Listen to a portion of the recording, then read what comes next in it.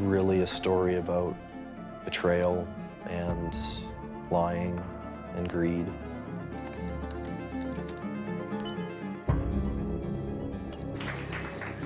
We're here to talk about Bitcoin. So, Gerald, starting with you. So I created QuadrigaCX in 2013, and we basically are now the largest exchange in Canada for buying and selling Bitcoin. Congratulations. Before Gerald Cotton died in India at age 30, nobody could get their money off the exchange. It's amazing that the biggest question I have is whether or not a person died.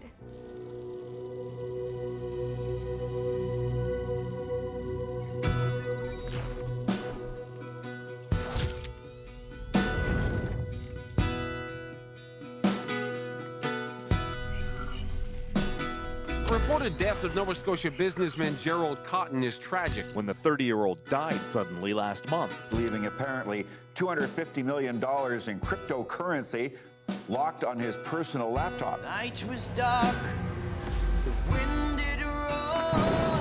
Sounds pretty bleak for investors trying to get their money. Cotton's widow, she doesn't know the passwords to her late husband's laptop. Creed and gold. Most of the money is locked away in cyberspace. Forever the loneliest road. This is a real mystery that's unfolding this morning. Right now, investors, they can do nothing. Something is tremendously fishy about this whole exchange of where exactly the CEO went. Conspiracy theories suggest Cotton faked his death. You'll find me gone, sick of dark, distant shore. Unless Cotton made arrangements. A dead man's switch would be something that Jerry would have had to have set up before he passed away. Investors are looking for answers. Where is this money? She's crying, greed and gold, greed and gold, forever the loneliest road.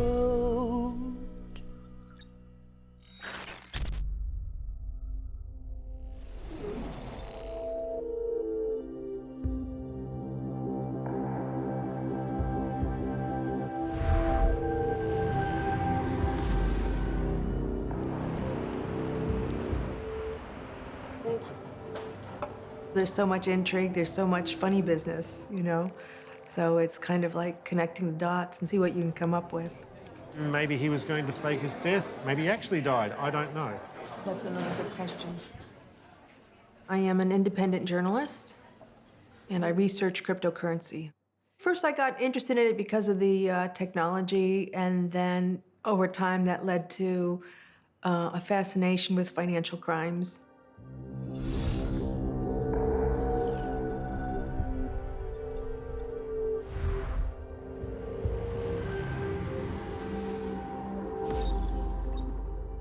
Joe! I'm a business reporter. I generally cover capital markets, but I've also kind of taken up this side hobby of writing about the sort of wacky world of cryptocurrency. I still sometimes just think about this story all this time later. What do you still think about? I don't know, there's so many crazy theories out there on the internet. I found out about Quadriga very early on. It was 2013. I was an intern at the Canadian Press Newswire and came across the fact that Canada was getting its first ever Bitcoin ATM.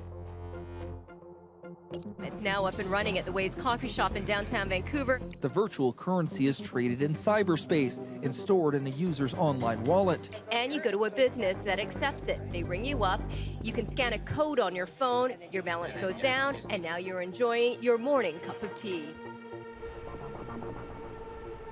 A Bitcoin ATM is a standalone machine where you can go up, put in cash, and you can buy Bitcoin just like that.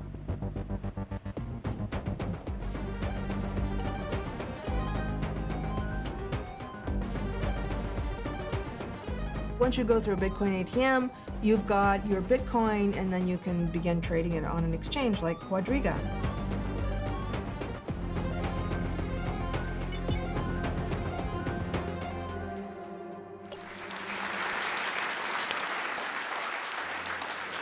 So for those of you who aren't familiar with Bitcoin exchanges and what we do, I like to compare it to a stock exchange. However, instead of trading stocks on our exchange, people trade Bitcoin. You have buyers and you have sellers, and they get matched and they transact with one another.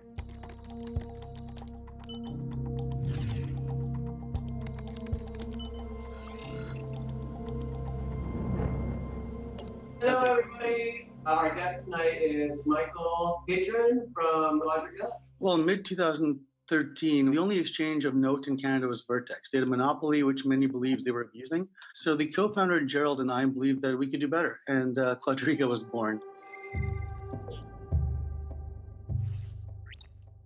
Michael Patron was about 5 years older than Gerald, so he, I think he was like a big brother to them.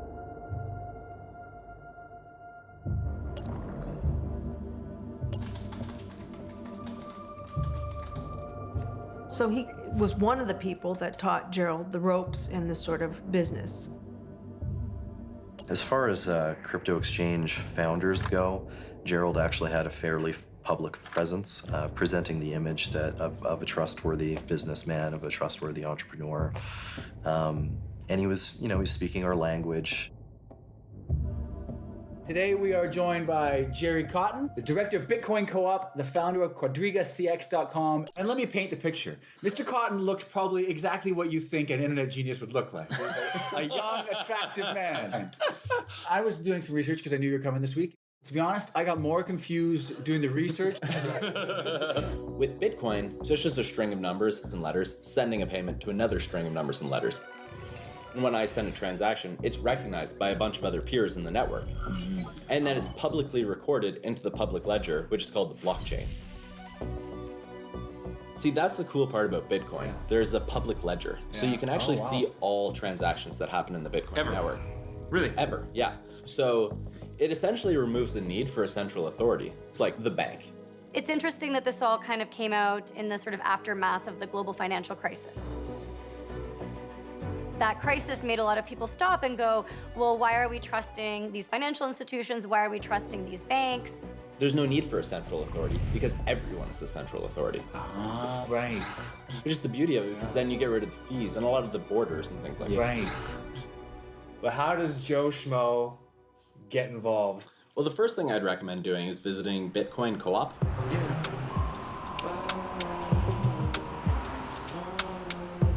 You can find a ton of information there, basically discussions about Bitcoin, what's going on in the industry, and so forth. This is Decentral. The door's magnet locked. Don't just hear me out. I can help you out. Without a doubt, no bank, no fees, no dog, no fleas. Always on fleek, cause with decentralized C-double-O-P. We first got the place as a hangout for the crypto community. Bitcoin Co-op. That's, and we did all the outreach stuff. Ooh, our Hall of Shame. Failed monies. This is I don't want to say central hub. That sounds oxymoronic or something.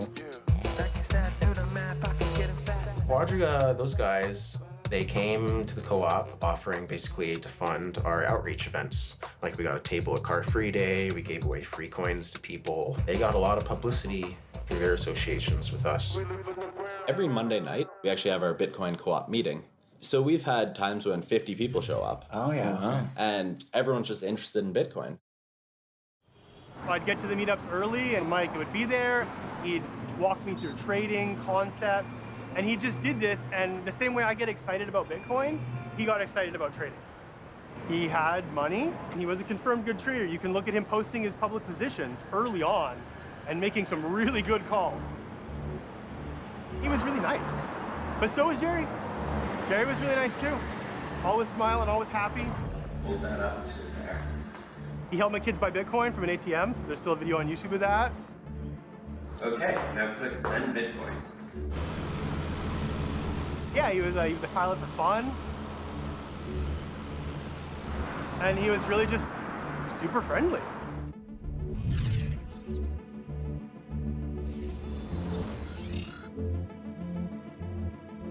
In many ways, Toronto Bitcoiners are a pretty small, tight-knit community. I'm the founder and CEO at Outlier Solutions. We're an anti-money laundering compliance consulting firm. So we spend most of our time trying to keep people out of trouble. I started going to meetups.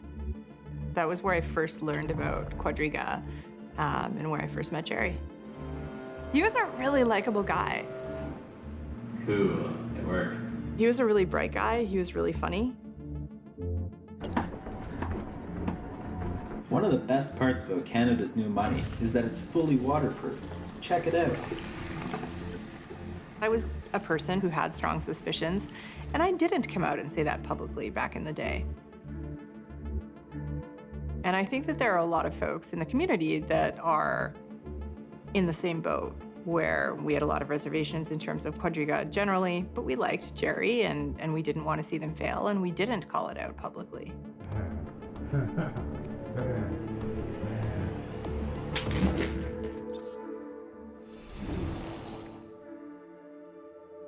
In 2015, the two other major exchanges in Canada went out of business, and that made QuadrigaCX the main game in town. You know, they were the big exchange at the time. What happened to the former largest Bitcoin exchange? They just cited a variety of reasons, banking troubles, legal. We'll probably find out a lot more about them in the coming days, but as a result of them shutting down, it's been great for me. Yes. It's been a very, very busy time and a very exciting time for us. Our volume has more than doubled since the announced closure of Vertex. Wow. We think you should buy a really big boat, too. Larry wants a helicopter, so I think he'll get that before we get a boat. We have announced that QuadrigaCX will be going public.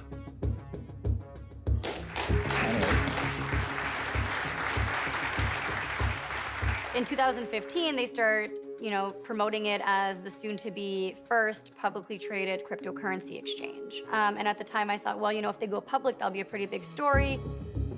We have some plans that I am itching to tell you about, but they are amazing press releases, and I've been told to shut up about them. Michael Patron, he was kind of instrumental to this push to take Quadriga public. And then the effort to take Quadriga public ultimately fails.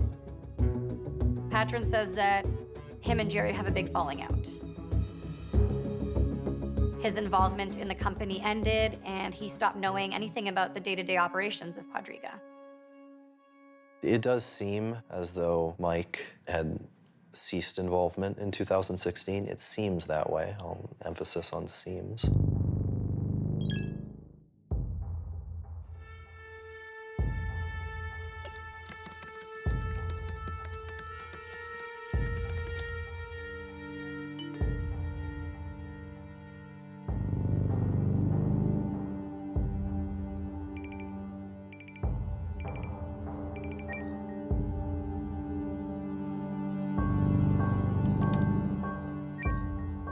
After that time, Cotton operated QuadrigaCX as a one-man band.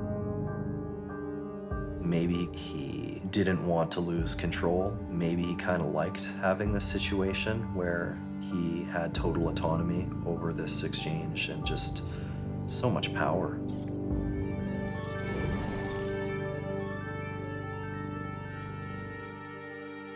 People got into Bitcoin because they liked the idea of getting rich for free.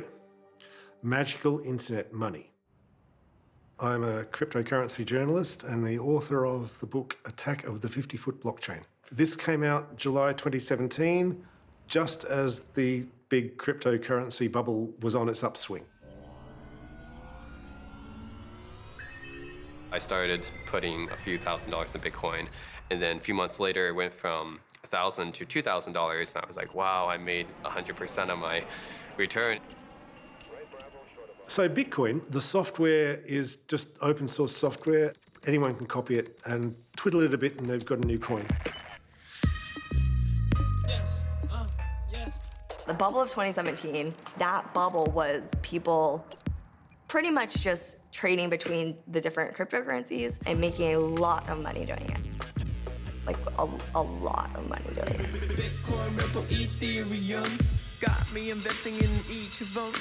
Bitcoin, Ripple, Ethereum. I got that crypto making me millions. I turned $350 into $12,000. He became a millionaire at 24. You absolutely can make a lot of money. The dizzying ascent continued today. It hit a peak in December, mid-December, where it was nearly $20,000.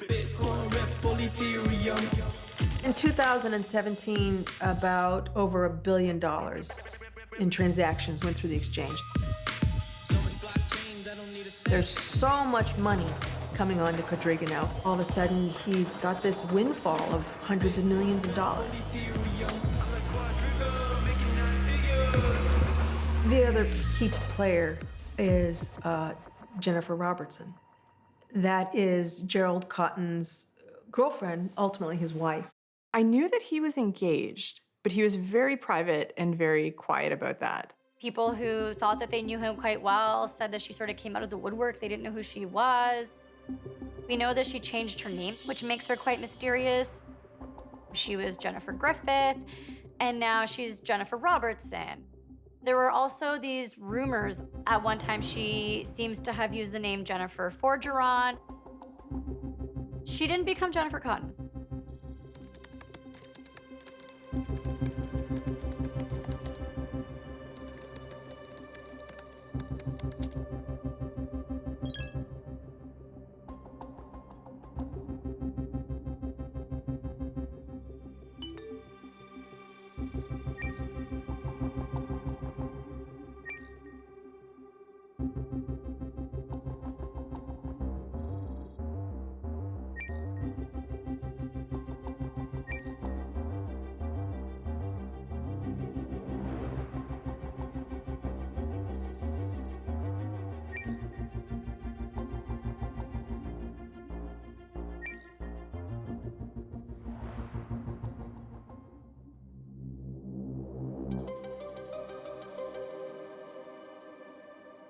We know very little about Gerald's wife.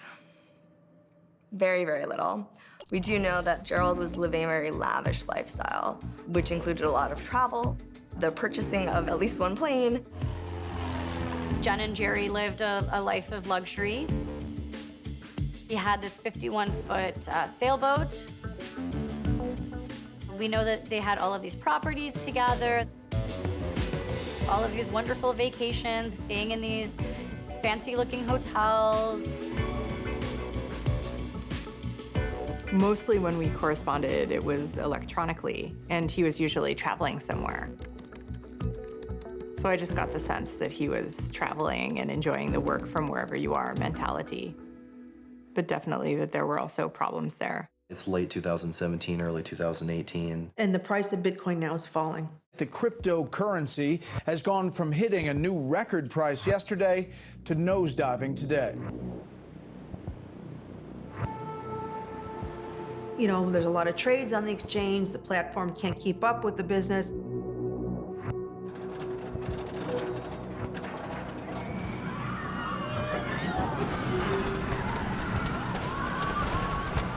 And then they started to run into some real problems. There is this theory that the company's financial troubles started with this Ethereum incident. In 2017, the company came out and said there was some sort of technical glitch that caused them to lose a bunch of Ether. So this money was effectively sent into a black hole. You know, it went undetected for a very long time. I was part of a Skype group that when the Quadriga team discovered, they accidentally locked up $14 million on the Ether blockchain. That Skype group is sort of where they posted to try to figure out what was going on. And so this Ether just sits in this contract to this day. No one can access it. This is just like a contract bug. Yeah, it was just the contract was not, it was not a smart contract. There's no way that you could recover for this unless you expected the price of ETH to go up 4x in 2 months, which nobody did. So they lose $14 million. The bigger problem is that CIBC, which is a big bank in Canada, they essentially freeze about $25 million. It's not uncommon in the crypto world for crypto companies to have issues getting banking. The banks are concerned about money laundering. They don't necessarily understand blockchain. They don't know how to trace transactions. We've all heard of the issues where banks are closing down bank accounts for different Bitcoin exchanges. It's a huge mess. So Quadriga can't get any type of banking. If you would send money to Quadriga, you would send it to one of their third-party payment processors. So what a third-party payment processor is, essentially, it's like a shell company.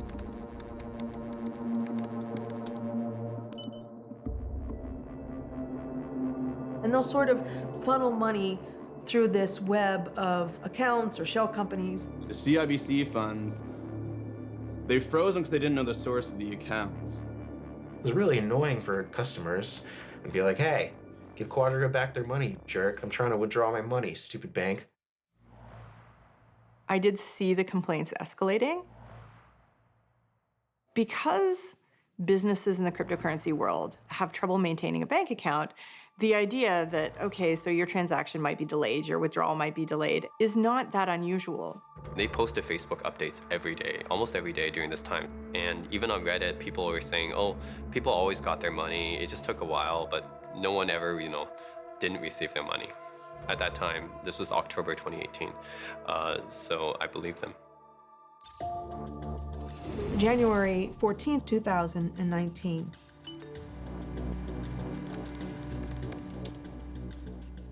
I remember that morning quite clearly.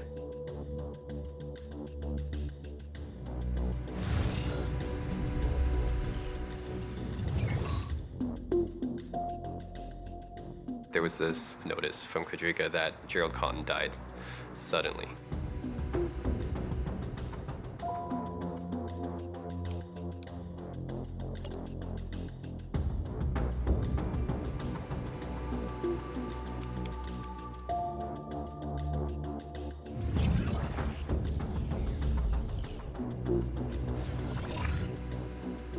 I was really shocked. I was really sad. I really liked him. I'd seen the headlines. Reddit was going crazy. There were questions all over, and we didn't really know anything at that point. We knew that he had been in India. They had apparently gone to India to celebrate their honeymoon, right? And to open this orphanage. After talking to people, we discovered that he had had digestive issues, and specifically Crohn's, for some time. It's kind of rare these days for people to die of Crohn's. He has this horrible episode that starts with what just looks like traveler's diarrhea and then ends in 3 cardiac arrests and his death. And apparently the only person by his side continuously until Jerry died was Jennifer. Rather than letting people know right away that Gerald Cotton had died, she withheld that information. They've been operating for a full month after he died. Yeah, it doesn't make a lot of sense, right? Like, how do you square that? It sort of brings up the question, what role did Jennifer Robertson play in all this, I mean, there's just question after question after question. Jennifer Robertson then became, at that point, the largest shareholder in Quadriga.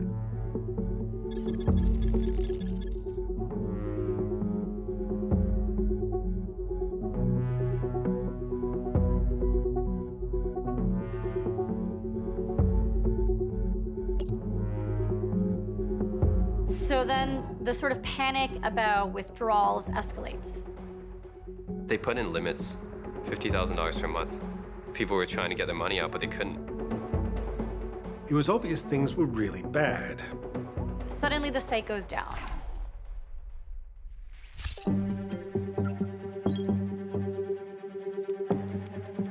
My stomach turned. I knew what it meant. No one ever sees that in an exchange site and doesn't think, is all my money gone? That was quite a big red flag. I haven't stopped seeing red for a month now. And then I believe it was a day or two after that, there's a notice on the website that says, Quadriga has filed for creditor protection. My co-writer, Joe Castaldo, got the filing from the courthouse. And he says, oh my God, there's $180 million of crypto that seems to be missing. And there's $250 million total that is owed to people, and they can't get any of it. And at that point, we knew we had a pretty big story on our hands.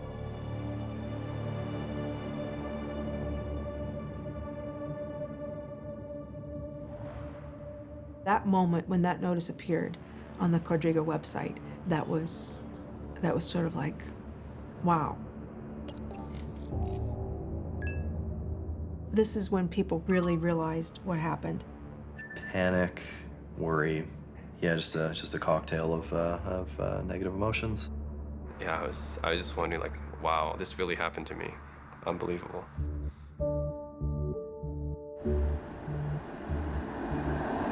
We were pulling 18-hour days. I would go to sleep thinking about Quadriga, and I would wake up thinking about Quadriga. First, we started with the actual contents of the filing, the CCAA filing, because there was a lot of information in there. You know, all the affidavits were in there of, you know, Jen talking about how the business was being run. She said that she was not at all involved in the company operations, but we do know that Jennifer had a Quadriga email address. We know that Jennifer ran a company called Robertson Nova that was processing payments on behalf of Quadriga. I remember reading the court filings. Like, it was clear that Quadriga was barely a real company. It was just Jerry with his computer. He was the sole director. So this is one person, one young man who had access to hundreds of millions of dollars worth of funds. It really seems that Jerry had kept the other employees in the dark. There was only 7 contractors, I believe. There was some chat logs that were leaked by Aaron Matthews, one of the contractors. According to these chat logs, Jerry, he basically just took over running the company himself. If you wanted to withdraw, Aaron would send a request to Jerry, and then Jerry would honor that request manually. He was the only one that actually controlled, like, the crypto, the cold wallets. Your cold wallet, that'd be your bank vault that has $100 million in it. And then the hot wallet would be like the teller who has like 10 grand cash. So if you rob the teller, you're not getting all that's in the bank vault. If you lose the key to the bank vault, you've lost the gold bars. This is exactly how it works. If you lose that key, your coins are gone. It's not normal for an exchange owner to be the only key holder. I was very surprised to read about the keys. So the idea that no one else had access to or any backups in any meaningful way. He was so diligent and he was so paranoid in so many ways that there would have been something somewhere. He paid lip service to having cold wallets spread in different safety deposit boxes. We're obviously holding a bunch of Bitcoin. Yeah. So what we do is we actually store them offline in paper wallets, in our bank vault, in a safety deposit box, because that's the best way to keep the coins secure. And Gerald makes reference to a safe that he had bolted to the rafters of his attic. When the safe was investigated, all that was found were four holes. So where's the safe? How the hell can you be in this space and be controlling so much money and not have any sort of backup plan? Was there a contingency plan that failed? Was there perhaps some plan, such as a dead man switch, for example? Dead man switch is a mechanism a coder could set up. Say if Jerry didn't put a password in for 30 days, then, you know, his private keys would be sent to someone who can take care of it. And if there was no plan, why was there no plan? Was it hubris? Was it Jerry thinking that he was invincible, that nothing could happen to him? Was it because Jerry didn't feel that he could trust anyone?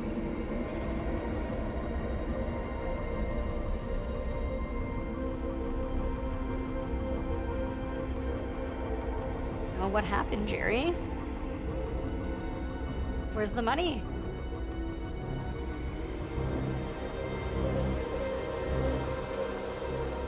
I certainly have a lot of empathy for people who lost money in Quadriga.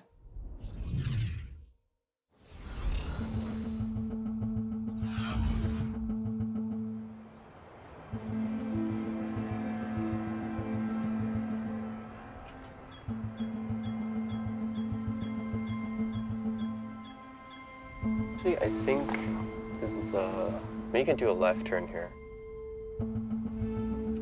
It was just the shock of, how can my timing be this bad? If I had sold my house any time else, this wouldn't have happened to me. Yeah, I pretty much ended up losing my life savings because of it. I lost about 400,000 US dollars in QuadrigaCX, right? So I posted this video. It was a very candid video because I was very frustrated. As humans often do, we get greedy and we get selfish, and I was jealous of my friends for making so much money. So I kind of took a big risk. I actually took out 3 loans from the bank, and I put it all in crypto, which, as you know, crypto crashed. And I put myself into an even deeper hole. And the only way for me to dig myself out of that hole is to sell my apartment. So that's what I did. Yeah, my apartment's pretty much right at the end of the street.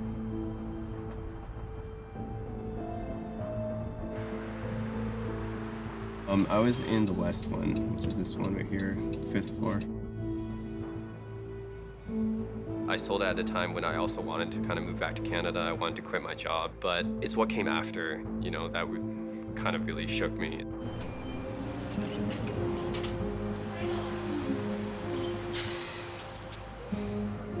I was looking for an alternate way to move my money from US to Canada, and why didn't I go through the bank? Well, the bank usually charges a 1 to 2% commission, but QuadrigaCX had a 10% premium at the time. Be sure to visit QuadrigaCX.com, Canada's best Bitcoin exchange. This is what I thought cryptocurrency was invented to do, is to easily move money between different places, right? Global withdrawal options, including direct payments to any Visa card worldwide. Quadriga definitely knew how to pull people in. You'll never have trouble moving funds into and out of your QuadrigaCX account, Canada's best Bitcoin exchange.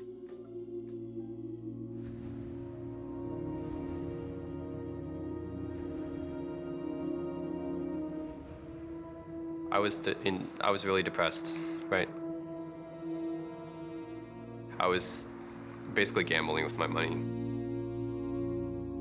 The only investment advice that I ever give anyone when it comes to Bitcoin, cryptocurrency, anything that's really high risk, is think about all of your money. Picture it just catching fire and burning slowly. And at the point where you start to cry, make sure that you're putting less than that into something that's super high risk.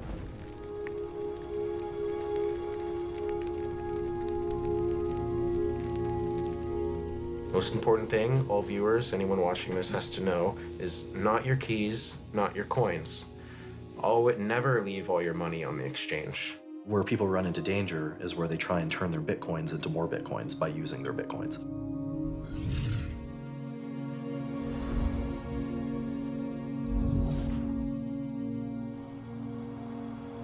Having a background in computer science, I was able to appreciate crypto.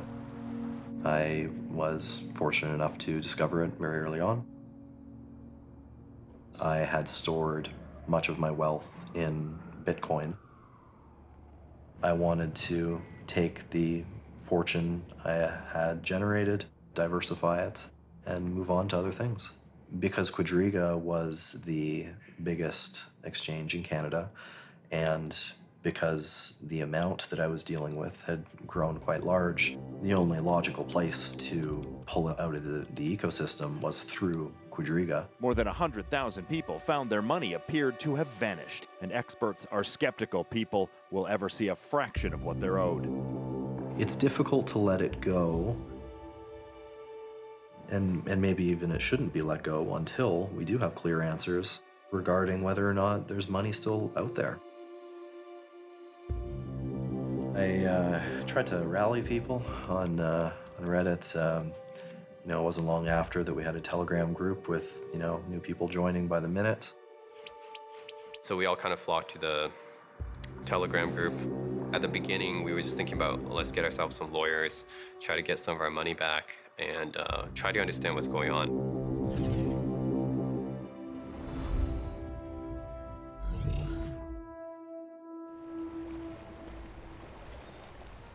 So then Joe had the bright idea to go and track down the will. In November, Gerald writes his very detailed will. On December 9th, he dies in India. The fact that he had updated this will just 2 weeks before he died, that was a real shocker. And mind you, this is 2018, so everything's falling apart on the exchange. The problems with the bank, people are complaining that they can't get their money off the exchange. So things are falling apart. He writes a very detailed will. It's almost like he knew that something was going to happen to him. The will was fascinating because we discovered all of these assets. 17 properties, a yacht, a plane, a Lexus, a Mini Cooper.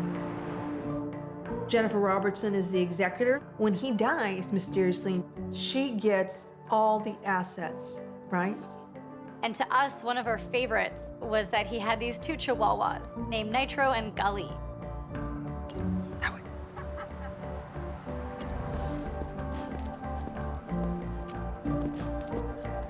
He had left this sum of money, this $100,000 trust, for the care of these 2 chihuahuas in the event that Jennifer doesn't survive him. Nitro and Gully. I hope they're doing okay. I do. Just how meticulous he was about laying out what was going to happen to his assets, even his dogs, after he died, and yet compare that to the mess that Quadriga was. It was crazy. The cryptocurrency confusion is attracting a growing number of lawyers and accountants suggesting they can sort it out.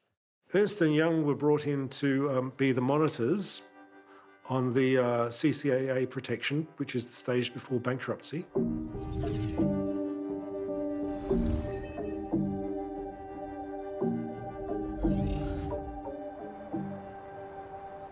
Ernst & Young, the court-appointed monitor, says it has secured a total of 11 electronic devices used by Gerald Cotton and is working to gain access to the assets that are still off limits. Plans are also underway for a forensic review, an effort by crypto experts to figure out how to find all those missing investments. You've got this firm from the sort of traditional mainstream financial world. They're having to wrap their minds around this whole new asset class. There's a lot of questions about where all the cash was flowing. And this is why Ernst & Young clearly got the high-powered forensic accountants on it, because they needed them. The first 2 Ernst & Young reports came out.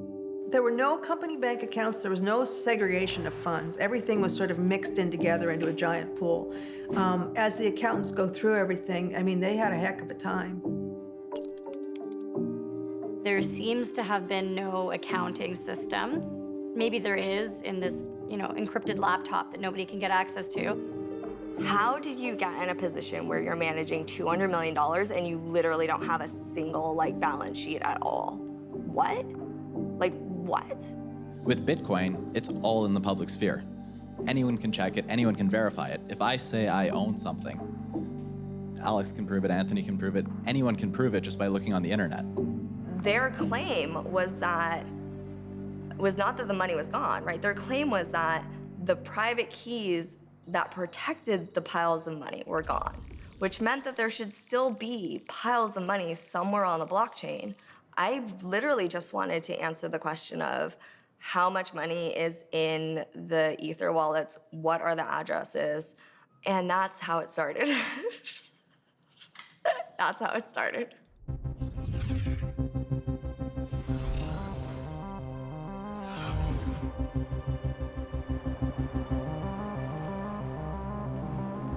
I am the founder and CEO of MyCrypto. MyCrypto is a non-custodial wallet for cryptocurrency. Non-custodial means that we don't hold your funds. We basically allow people to interact with the blockchain, access their funds, send their funds around, but we don't actually hold them. So my investigation, once again, did not start as let me investigate Quadriga. Basically, my plan was spend a couple hours, find the addresses, I'll post them on Reddit, and move on with my life. There are just so many transactions like 700,000 transactions. And so one trick that I use is that it'll just automatically color the addresses. The red address is the one that we're analyzing. The blue is Quadriga's 2016 address, and then it'll change to green and then purple. And then you can just scroll through them and you'll start to notice patterns appear. When I found like the first address, I was like, if I dump the whole spreadsheet, right, the whole ledger, if I grab all the data and then I sort it by like the highest to the lowest, I should be able to see where the money goes. Basically, like 3 weeks later, I still didn't know where the money went. And then I did things like combining all the addresses and then sorting by the amount. And I did things like separating the outgoing transactions from the incoming ones. But at the end of the day, there's no piles of money, period. So you can find the private keys all you want.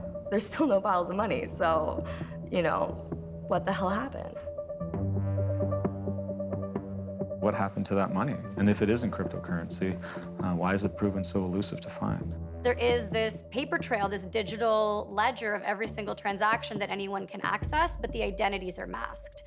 So you can see the address of a Bitcoin wallet that moved money to another Bitcoin wallet, but you wouldn't necessarily know who controls those wallets. The court-appointed monitor in the CCAA process found 6 Bitcoin wallets that were all emptied out by April 2018. UI did an investigation and said, no, there's nothing more in the cold wallets. Where is it then? Everything's solvable. The answers are out there.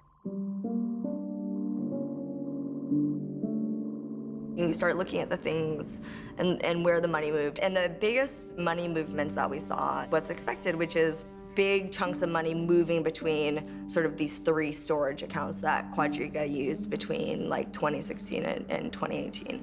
But then you see like some other addresses pop up. So this is one of those weird red addresses. It is an address that just really consistently appears from the very beginning of Quadriga. There's these other accounts that money was sent to. Maybe all the single transactions were 100 ETH, but there were thousands of them. This is insane. When you look at the USD sort of equivalents, you have this list of addresses that have received $40 million, $50 million, $100 million. And then the question is, okay, so who owns these addresses, right? Who the hell is Quadriga sending $100 million to? So if we go to this specific address, it's Poloniak's. So this is a Poloniak's address. Someone sent money to their Quadriga deposit address, and their money was then sent to a Poloniak's deposit address immediately without touching Quadriga's hot wallet. Like, that's weird. That's not normal. I don't know, that's pretty crazy. Right?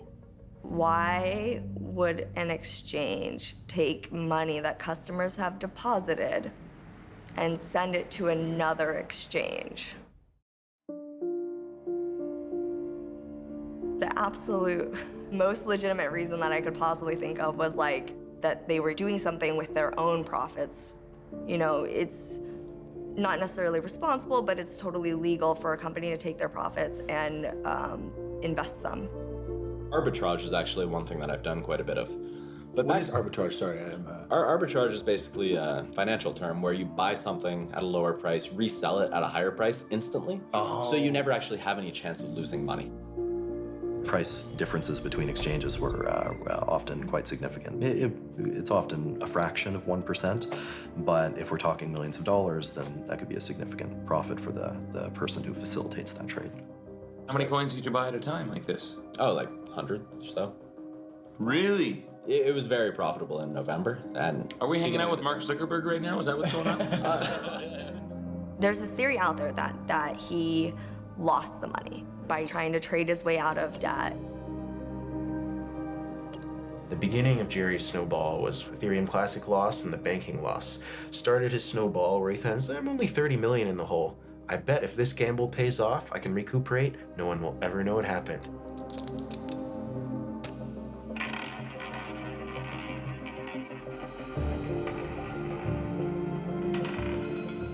Jerry seems to have thought that he could trade his way out of his problems, the sort of trading that's gambling. He was just really bad at it. He lost all the money, and it's like, why did you do this? It looks very like an overconfident idiot.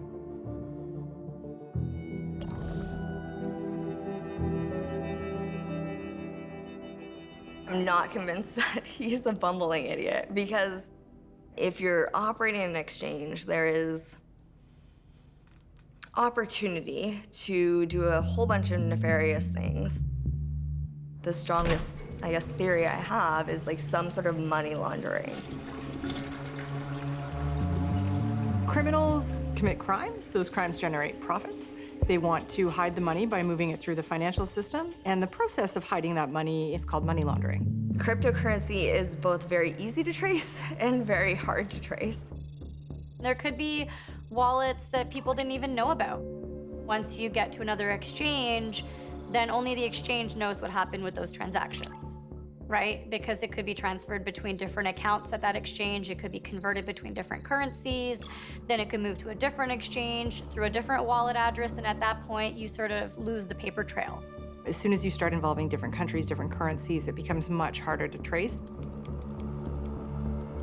I went on Twitter and I said, like, here's some interesting transactions or interesting patterns. And that's when the people that had been doing the research, the journalists, that's when they started being like, so you guys followed the money, but like, here's his social background. Here's the business documents. Here's the list of people, like real life people in his life. And that's when I was like, oh shit, this is amazing. Like, this is terrible. This is like the best story ever.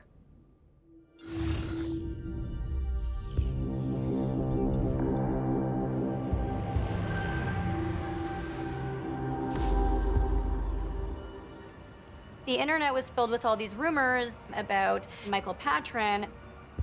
Yeah, those rumors were very persistent. I don't know, I was very intrigued by it because I looked up Michael Patron and I saw that he graduated from university or something. So I just emailed the school to find out, like, hey, did this guy actually graduate? And they said, we have no record of somebody with that name. I was like, okay, if that's not adding up, there must be something more going on here. I've been working with digital currencies since about 2003. Everything okay? Someone at the time had posted how he was actually this money launderer, or that he was an identity theft, and that he actually went by a different name, which was Omar Dhanani. Omar Dhanani is a guy who served time in prison in the United States for his role in an identity theft and credit card fraud ring called Shadow Crew. And the service that he provided to Shadow Crew members was a money laundering service. So Shadow Crew gets busted by US authorities. And he was sentenced to 18 months, and it does look like he served close to that sentence. And then we've managed to obtain the booking photo of Omar Dhanani from the Passaic County Sheriff's Office in New Jersey, where he was taken in on his Shadow Crew charges. And we tell Michael Patron, look, we have these 2 photos of you. And I mean, they're of you. Close to 15 years had passed between those 2 photos, but it's still very clearly the same person. He's got the same facial features. You can see there's some kind of like scar or pockmark or something kind of on his forehead. And so he asks us to send him the photos. So we oblige, we send him the photos. Yeah, he told us, while I obviously disagree with your conclusions, I have to wait for counsel prior to responding more thoroughly, which is unlikely to happen before your deadline. Bye-bye. Bloomberg went and found the actual name changes. He went from Omar Donani to Omar Patron and ultimately to Michael Patron. So his name is Michael Patron, that's his legal name, but he is the same guy who was Omar Donani, the convicted hacker. And we had even asked him, remember? We said, are you Omar Donani? And he just said no. A man of mystery, I guess.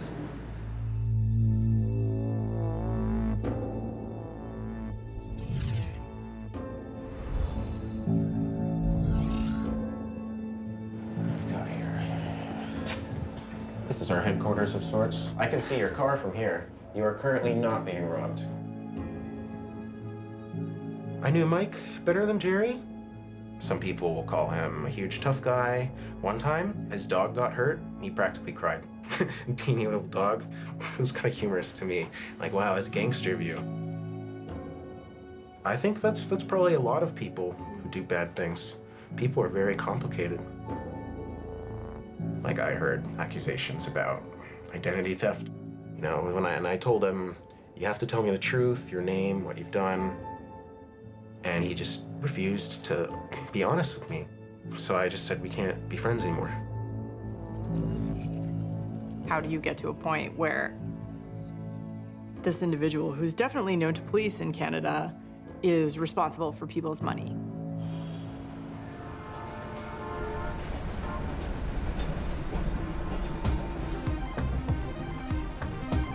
Why would Michael Patron step out of the picture?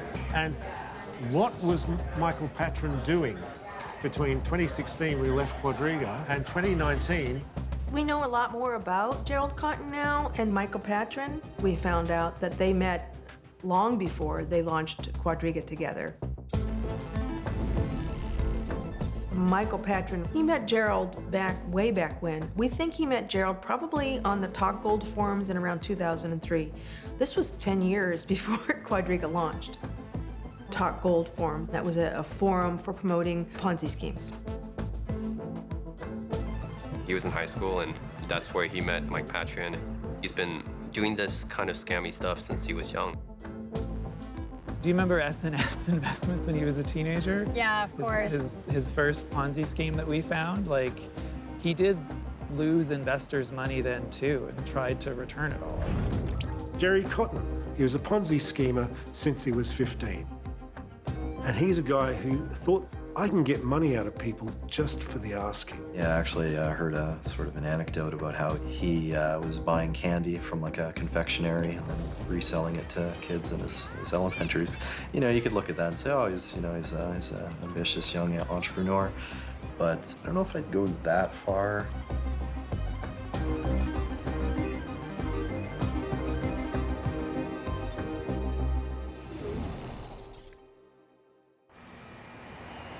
After his release from prison, we know that Omar Donani was deported to Canada and then registered a company called Midas Gold. It's basically an exchanger for Liberty Reserve, this very large black market bank. So he gets back into moving money again, because that's what he knows best. There was evidence that Gerald Cotton was involved in that as well.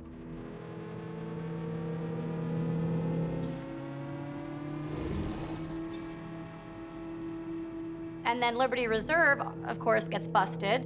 So that's done with. So what next? Well, suddenly, Cotton and Patron appear in Vancouver in the Bitcoin, community. With Bitcoin, you basically get rid of that large corporation.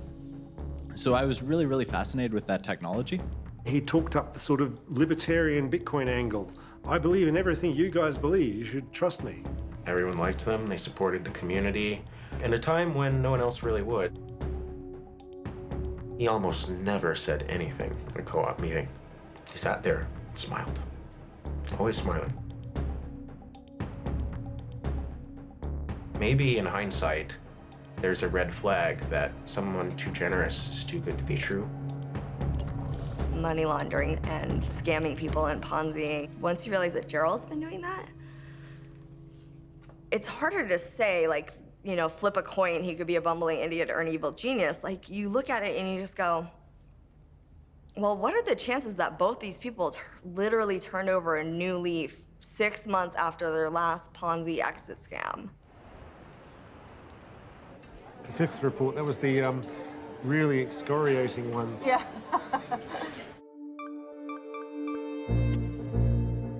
We have found out later through Ernst & Young, Gerald Cotton was setting up fake accounts on the exchange.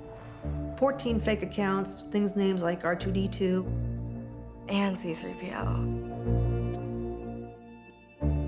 So if you would send money to Quadriga, what you would see in your Quadriga account would be not real Canadian dollars, but what were called quad bucks.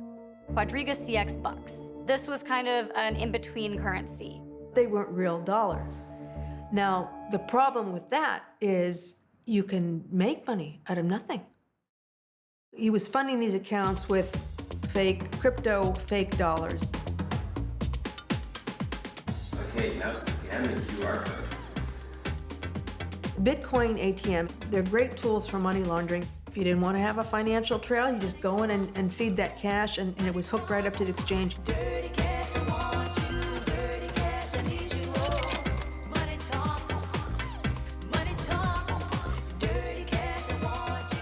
People could actually, if they withdrew money from the exchange, if they could go and pick up cash at certain locations.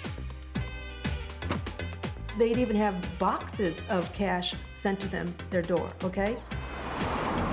Shoe boxes of cash delivered. And that's a tip-off to some funny business right there.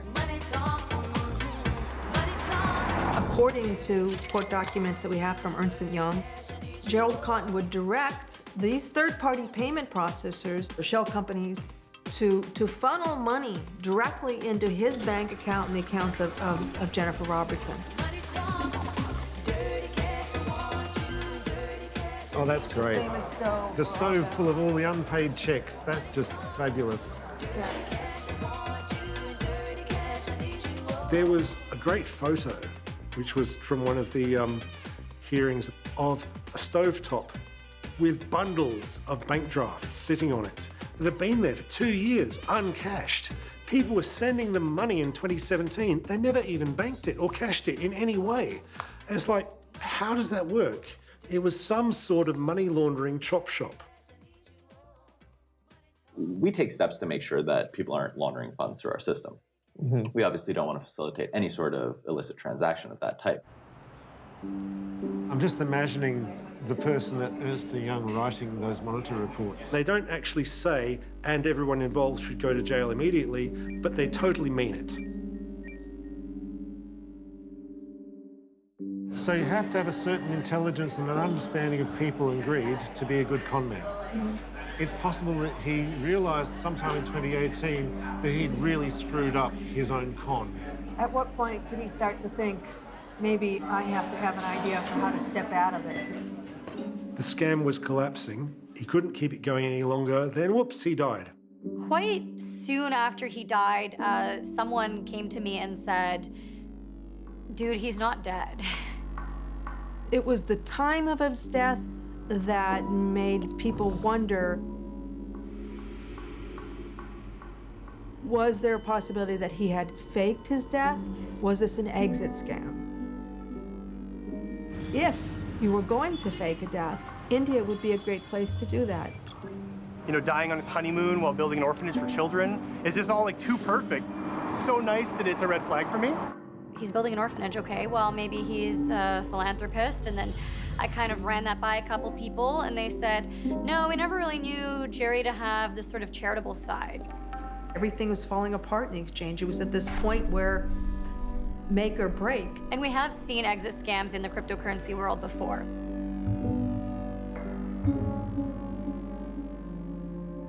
And then someone came on the Reddit, QCX contractor. They claimed to be a contractor, and they showed internal screenshots of company communications. They're not confident he's dead. They were at the funeral and didn't see a body. So this is something I came up with. So this is a full theory. There's this stuff, it's known as Haitian zombie powder. So witch doctors in Haiti, what they do is they'll give you this drug, which makes you appear dead for up to a few days until you get the cure.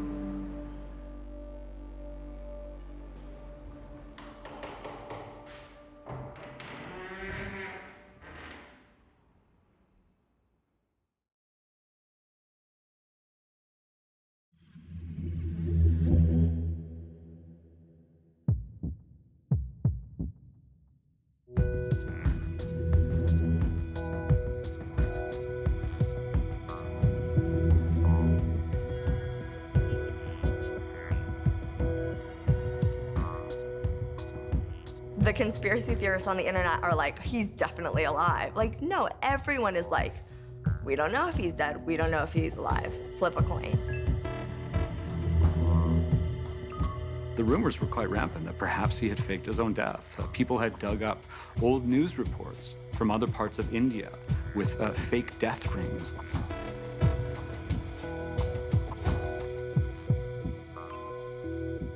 To me, it wasn't so much being driven by conflicting hypotheses, so much as it was kind of the thrill of the chase.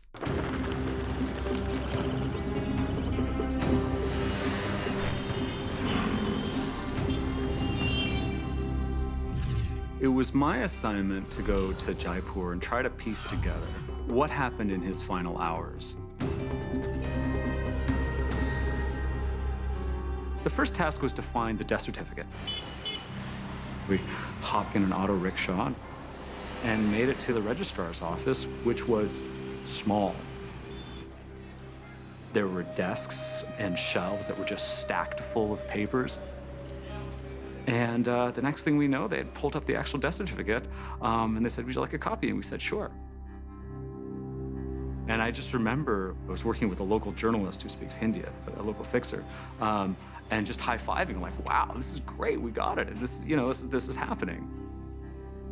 The death certificate had his name spelled wrong. It was Cotton with C-O-T-T-A-N. That death certificate came from the official computer of the registrar. And it confirmed the address of the deceased at the time of death was the Oberoi Rajvilas Hotel, which is the most expensive hotel in the city. We got on another auto rickshaw and we traipsed across the city to the Oberoi Rajvilas. This place was built sort of as a modern-day palace. Very, very large, sort of verdant grounds. It's quiet, there's peacock calls. I'm not sure there are that many guests who show up at the Oberoi Rajvilas in an auto rickshaw. But they let us in, and then we said we'd like to speak with the general manager. He just said, it was very sad what had happened, and he didn't want to speak about anything else. And so that was that. We weren't able to entirely piece together their itinerary. They landed in New Delhi, and then they went to Jaipur. And we did know that their next destination was Hyderabad. They had said that they were going to open an orphanage. And a picture had emerged on Reddit showing this orphanage. And so the question was, is the orphanage real? Does it exist? And indeed, it did exist. With their names on the red sign, and their names were inside as well. Their plans were to spend 2 hours there and turn around and leave. 2 hours was a relatively short amount of time to book for something like that. For me, the big question was, what happened in the hospital? We had a statement from the hospital, but what we did not have was a really sort of detailed view into what had taken place. And so we wanted to find the doctor.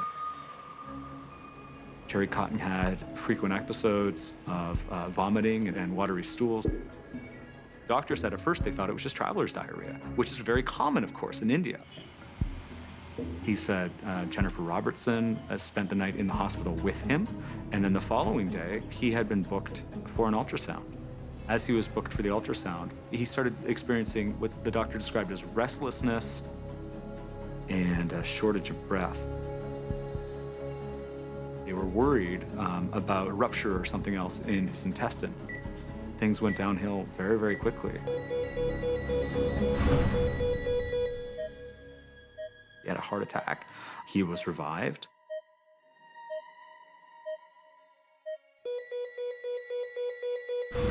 Then he had another heart attack, and they revived him. And then he had a third heart attack, and they couldn't revive him.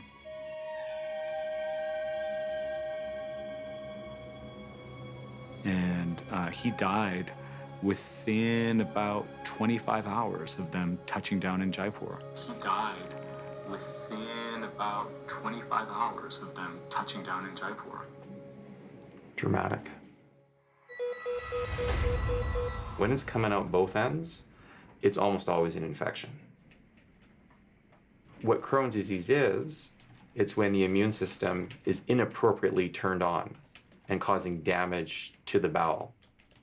From the story that we heard, it sounded as if something catastrophic happened, like he had a perforation in his bowel and then an acquired infection. The doctor seemed quite troubled by the whole thing. He said he made clear that he'd been running through this again and again and again. The doctor had come to the conclusion about what was the most likely cause of death. One of the things that happens with Crohn's disease is this possibility of a perforation, and that can lead very rapidly to sepsis. Now we're assuming that's what happened there. He may have just had a cardiac arrest.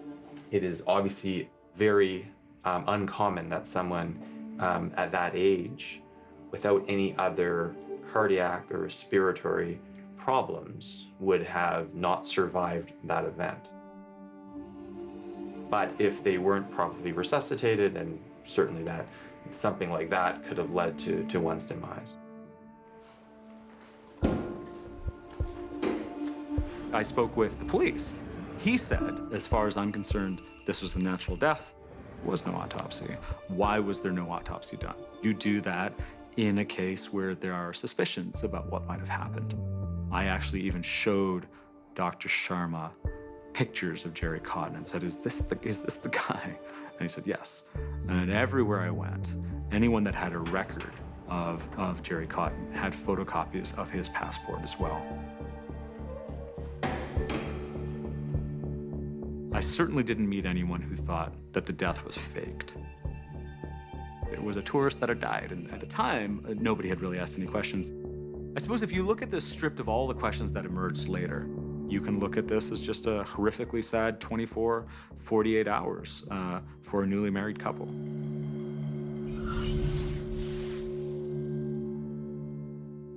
Reputable journalists have spoken to the doctor and so on, and think his story is good, but I think it would be ridiculous not to have doubts about it. We're talking about quite a lot of money. There's quite enough money to bribe absolutely everybody in all the chain, and Quadriga were not shy about blowing cash. I mean, it happens really quick. He gets sick on the 8th, he's dead on the 9th. You know, he's on a plane back to Canada on the 10th. The services are on the 14th. It's apparently, from what we know, closed casket. Jennifer Robertson is the executor, so she makes that decision.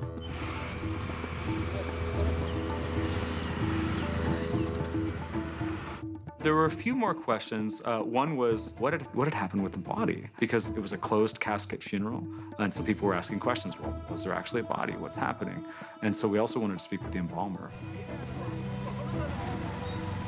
So we walk into this office, and this woman, Dr. Simi Mehra, is sitting there. And we said, hey, we're here, you know, trying to understand a little bit about what happened to a Canadian man who died here. She's like, oh. She's like, yes, they brought the body here, and I refused to embalm it. And we were like, what? The embalmer thought that the circumstances were fishy because, as she recalled, a representative of a hotel had come, which she found very strange. Normally, the body would come by ambulance. Normally, the communication would come directly from the hospital. And when she asked what had happened, she was given only a sort of a very cursory description of what had happened. She's like, well, this is very, very strange. And so she said no. She suggested they take the body to the SMS Medical College. It's a place where police are often present. And so she said, take the body there. And so that's where we went next. We walked in, the first thing we walk along this hall, and the first thing we see a sign for anatomy department, which is what we're looking for. And we see this doorway that has two skeletons, both of which have what appear to be ping pong balls in the eye sockets. And on top of it, there's a sign that appears to all be made out of human bones, which is like, okay, that's a little Addams Family. Then we wanted to see the records. So they came back with just this very kind of thin dossier. And it showed they had photocopies of his passport. And it also showed the people who had dropped off and taken the body. Those people worked for the hotel. Where the body had been in between, I don't know. I would think it would be a very strange thing for a luxury hotel to bring a body onto its premises, but there's not very much that's normal about this story. Nobody's seen the body. So is this really Gerald? Nobody really knows for sure. I'm not convinced he faked his death, but I'm also not convinced that he's dead. I'm 80% sure that he's dead. 75% sure. You know, people just don't believe that he's dead. They want to see a picture. They want DNA. Lawyers want the RCMP to exhume the body of QuadrigaCX founder Gerald Cotton. The now 76,000 creditors are pushing the Royal Canadian Mounted Police to dig up Gerald's body soon because it's already been in the ground for over a year. If it isn't Jerry, then it's obvious disappear and fake your death. And if it is Jerry, then we have to ask, could he have been attacked, murdered, poisoned? I'm here with the crew of the deadliest catch. It's pretty stormy out here and the wind's really picking up. Jerry was definitely very paranoid as the public face of an exchange. He spoke at a couple of conferences, and he seemed very paranoid about getting kidnapped. I better get inside the captain's orders. He said that it's just too rough and I'll fall overboard. This is a massive, massive scheme that came unraveled. And you have to think, how much money would it take to kill Gerry Cotton? Would $200 million be enough? I think Jerry's the only one with the whole story.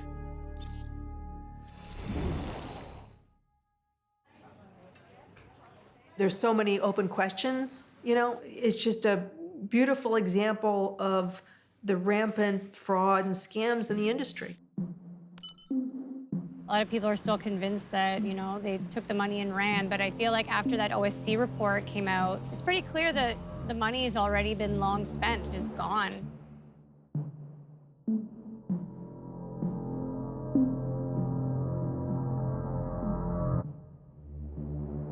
My theory is they kind of stumbled into a real business because it coincided with the Bitcoin boom and they had a functioning exchange on their hands. But in the end, Jerry treated it like one of his old scams. If you could interview any one person, who would it be?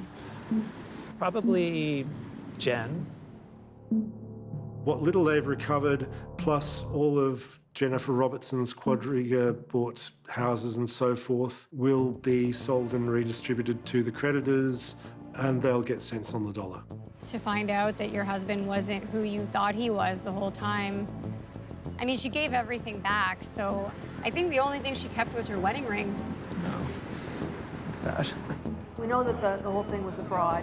Who else was involved? 2016, when Patron steps out of the picture, did Patron step out of the picture? Did they talk about the egg scam with Patron? How much he's involved in it, we don't know.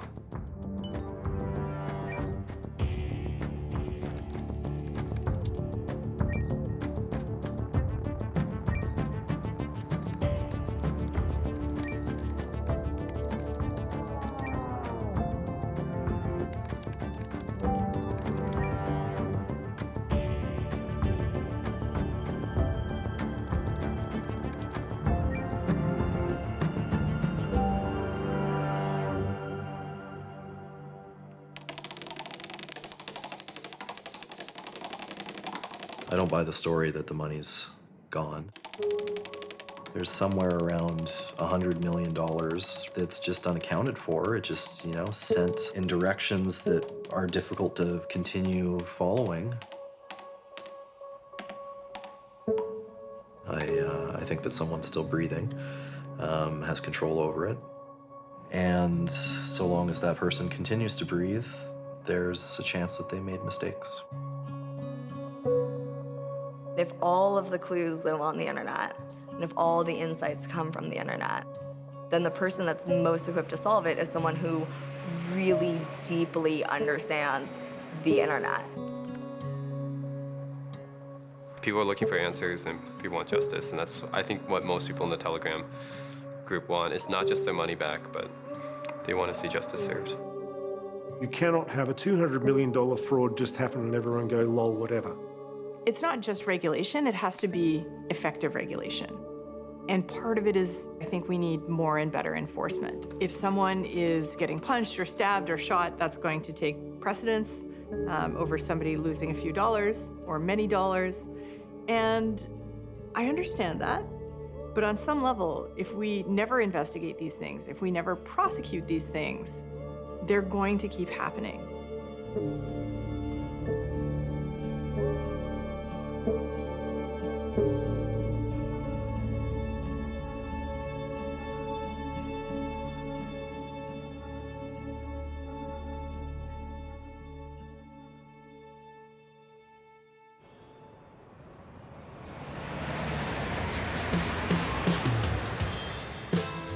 Oh, I hope he's alive.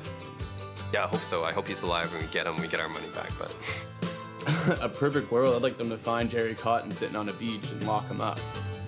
You're going to the end of your road, and now you're looking for... Where's the money, Jerry? Where's the money, and will we ever know? You think I was fooling you? Well, you're only fooling yourself, 'cause I'm gone with the money.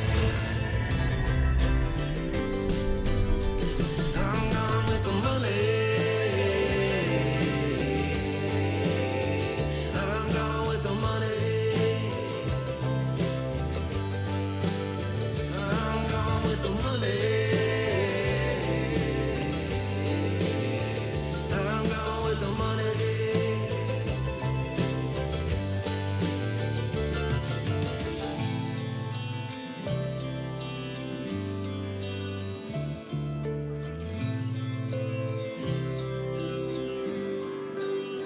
You were looking for the gold.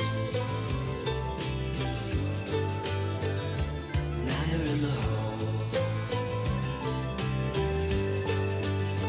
I'm gone with the money.